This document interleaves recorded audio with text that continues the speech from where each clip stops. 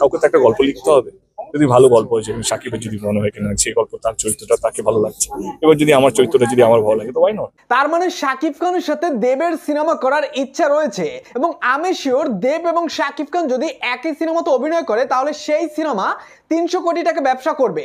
দেখেন ভাই ব্রাদার, আজ থেকে কয়েক বছর আগে দেব কিন্তু জিতের সাথে একটা সিনেমা করেছিলেন এবং জিৎ তখন ওপার বাংলার বড় সুপারস্টার।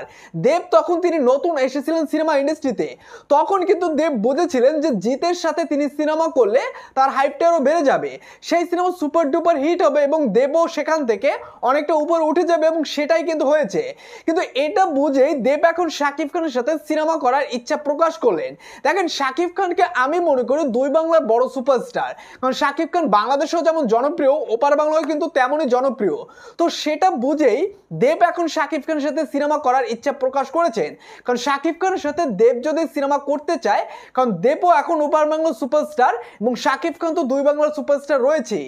তো এই জুটি যদি একসাথে সিনেমা ইন্ডাস্ট্রিতে কাজ করে তাহলে আমার মনে হয় সিনেমা ইন্ডাস্ট্রিও বড় হবে এবং শাকিব খান দেবের এই সিনেমা সুপার ডুপার হিট হবে।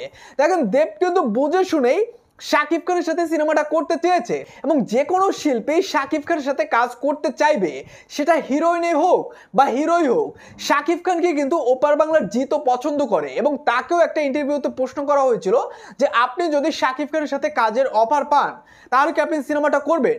তিনিও সেম একই উত্তর দিয়েছেন, কারণ গল্প যদি তেমন ঠিকঠাক থাকে তাহলে দেব বলেন জিৎ বলেন যে কোনো হিরোই শাকিব খানের সাথে কাজ করতে চাইবে। তো ভাই ব্রাদার, শাকিব খানের সাথে যদি দেব একটা কাজ করেই বসে এবং সেই সিনেমাটা সেই ছবিটা আসলে দর্শকরা কিভাবে গ্রহণ করবে এবং সেই সিনেমাটা আপনার মতে কেমন ব্যবসা করতে পারে, আপনার কি মনে হচ্ছে অবশ্যই কমেন্ট করে জানিয়ে দেবেন। এবং আমি ব্যক্তিগতভাবে চাই শাকিব খান এবং দেব যদি জুটি বেঁধে একটা সিনেমা দর্শকদের উপহার দেয় তাহলে আমি সাকিবিয়ান হিসেবে অনেক খুশি হব। তো ভাই ব্রাদার, আপনাদের মতামত অবশ্যই কমেন্ট করে জানিয়ে দেবেন এবং চ্যানেলটিতে নতুন হয়ে থাকলে নিত্য নতুন আপডেটগুলো সবার আগে পাওয়ার জন্য চ্যানেলটি সাবস্ক্রাইব করে রাখবেন।